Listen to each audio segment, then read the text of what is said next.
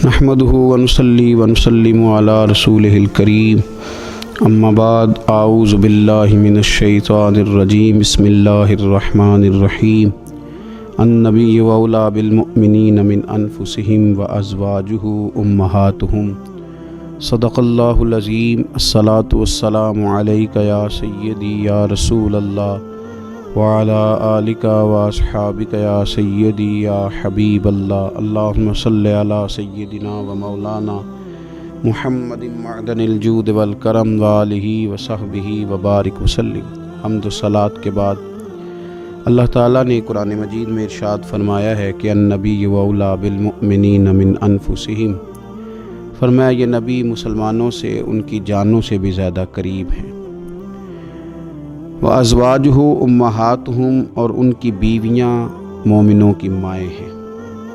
نبی پاک صلی اللہ تعالیٰ علیہ وسلم کی تمام ازواج مطہرات مومنوں کی مائیں ہیں۔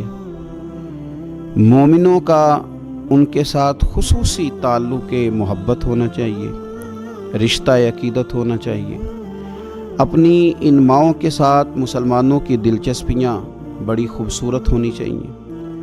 ہر لمحہ ان کی عقیدت مسلمانوں کے دلوں میں بڑھتی رہنی چاہیے۔ ہماری ماؤں کو، ہماری بہنوں کو، ہماری بیٹیوں کو، ہماری آنے والی نسلوں اور اولادوں کو مومنوں کی ان ماؤں کی سیرت کے ساتھ ہمیں آگاہ کرنا چاہیے۔ وہ خوبصورت زندگی جو ان پاک بیویوں نے گزاری اور وہ طرز حیات جو ان ازواج مطہرات نے چھوڑا، وہ طرز حیات ہمیں سبقاً اپنے گھروں کے اندر اس کی تعلیم دینی چاہیے۔ اکثر سیرت نگاروں کے نزدیک سیدہ طیبہ طاہرہ حضرت خدیجۃ الکبریٰ رضی اللہ تعالیٰ عنہ کا یوم وصال رمضان المبارک میں ہے، اور بعض نے لکھا رمضان المبارک کی 10 تاریخ کو ہے۔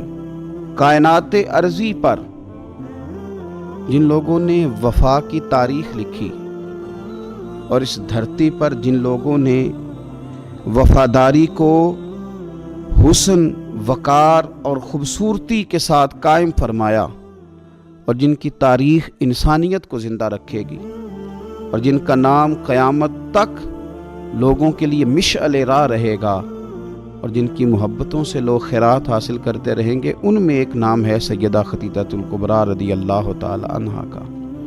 حضرت خدیجۃ الکبریٰ رضی اللہ تعالی عنہا نبی پاک صلی اللہ تعالی علیہ وسلم کی سب سے پہلی زوجہ ہیں، اور یہ وہ خوبصورت خاتون ہے جن کی موجودگی میں نبی پاک علیہ السلام نے دوسرا نکاح نہیں فرمایا۔ یہ حضور کے نکاح میں آئیں اور 25 سال انہیں حضور علیہ السلام کے ساتھ رفاقت کا شرف حاصل رہا۔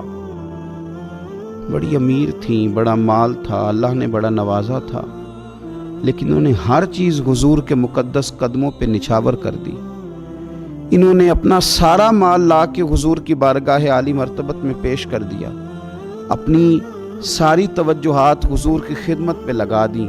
حضور علیہ السلام جب کفار کی ظلم و ستم سے، ان کی طرف سے آنے والی تکلیفوں سے پریشان ہو کے لوٹتے تو یہ مقدس خاتون میرے قریب محبوب کی دلجوئی کرتی۔ گھر کے اندر نبی پاک صلی اللہ تعالیٰ علیہ وسلم کا حوصلہ بڑھانے کے لیے اللہ تبارک و تعالیٰ نے حضرت خدیجۃ الکبریٰ رضی اللہ تعالیٰ عنہ کو منتخب فرمایا۔ آپ حضور علیہ السلام کی خدمت کرتی، حضور سے محبت کرتی، حضور کی ساری اولاد سوائے ایک صاحبزادے کے حضرت خدیجۃ الکبریٰ کے بطن نور سے ہوئی۔ اس ملکہ نے امیری چھوڑ کے حضور کے ساتھ فقیری کی، صبحیں بتائیں، شامیں بتائیں، جن کے لیے بہت ساری کنیزیں خود خدمت کرنے کے لیے موجود رہتی تھی۔ اس خاتون نے پھر اپنے دست مبارک سے حضور کی خدمت کی، کھانا پکایا، کپڑے دھوئے، ڈیوٹیاں کی۔ قربان جائیں، حضرت عائشہ صدیقہ رضی اللہ تعالیٰ عنہ فرماتی ہیں میں نے رشک کیا ہے ساری زندگی حضرت خدیجۃ الکبریٰ پر۔ اتنا ذکر حضور کرتے گھر میں ان کا، اتنا ذکر کرتے، اور کبھی ہم ذکر چھیڑ دیتے حضور آپ حضرت خدیجہ کا ذکر کرتے ہیں تو پھر تو حضور اور زیادہ سیدہ خدیجہ کا تذکرہ کرتے، اور زیادہ محبت کے ساتھ ان کی بات کرتے۔ یارو کبھی آپ غور کریں کہ یہ وہ عظیم خاتون ہے کہ جن کی سہیلیوں کے ساتھ بھی حضور اچھا سلوک فرماتے، ان کی سہیلیوں کو تحفے بھیجتے، کھانا پکا پکا کے ان کے گھروں میں روانہ کرتے، ان کا پیار کے ساتھ ذکر کرتے، ان کا تذکرہ کرتے۔ آپ کو بخاری مسلم میں حدیث ملے گی۔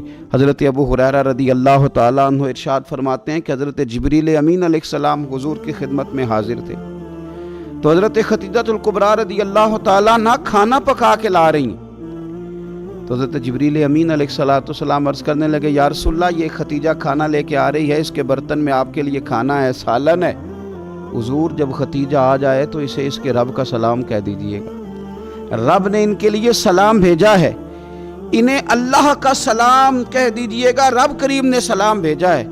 اور فرمایا رب کریم نے ان کے لیے جنت میں ایک گھر بنایا ہے اور میں اس کی بشارت دینے آیا ہوں، وہ موتیوں سے بنا ہوا گھر ہے جس کے اندر کوئی شور نہیں ہوگا، کوئی تکلیف نہیں ہوگی، جو رب کریم نے سیدہ خدیجہ الکبریٰ کے لیے بنایا۔ بڑا بڑا لوگ مدر ڈے مناتے ہیں، ماؤں کا دن مناتے ہیں، ماؤں کے لیے لفظ کہے جاتے ہیں، شعر کہے جاتے ہیں، پھول بھیجے جاتے ہیں، پیار کی بولی بولی جاتی ہے۔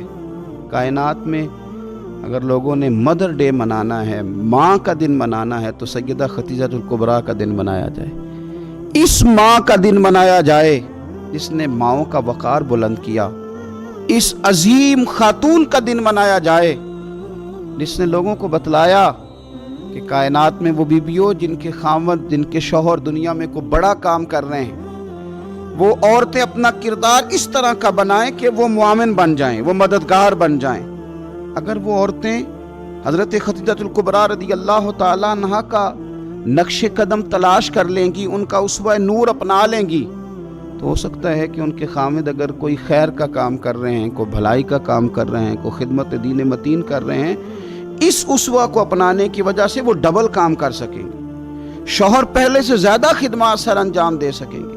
اس خاتون نے اپنی وفاؤں کا رخ اس طرح موڑا کہ اگر میں کہوں کہ وفا کا دوسرا نام ہی سیدہ خدیجہ الکبریٰ ہے، اگر میں کہوں کہ ادب کا دوسرا نام ہی سیدہ خدیجہ الکبریٰ ہے، اگر میں کہوں کہ شوہر کی فرما برداری کو کسی ایک جملے میں سمیٹا جا سکتا ہے، تو اس جملے کا نام سیدہ خدیجہ الکبریٰ ہے۔ سلام اس ماں پر جس ماں نے ہمارے پیارے محبوب علیہ السلام کو اتنا زیادہ پیار کیا کہ حضور سید عالم ان کے پاس آتے تو تسلی محسوس کرتے، کریم ان کے پاس جب تشریف لاتے تو حضور اپنے دل کو راحت میں محسوس کرتے۔ حضور علیہ السلام نے ان کے وصال کے سال کو غم کا سال قرار دیا۔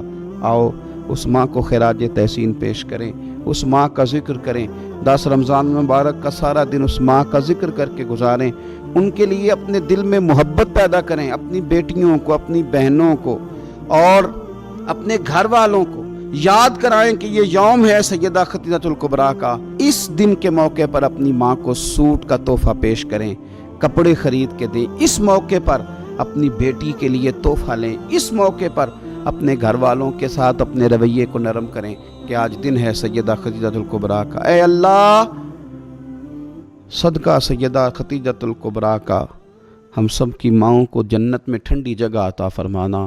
اے اللہ صدقہ خدیجہ الکبریٰ کا جن کی مائیں موجود ہیں ان کے سائے عافیت کے ساتھ دراز کرنا۔ اللہ صدقہ سیدہ خدیجہ الکبریٰ کا ہماری ماؤں کے حق میں رحمت والے فیصلے فرمانا۔ آخر دعوایا ان الحمدللہ رب العالمین۔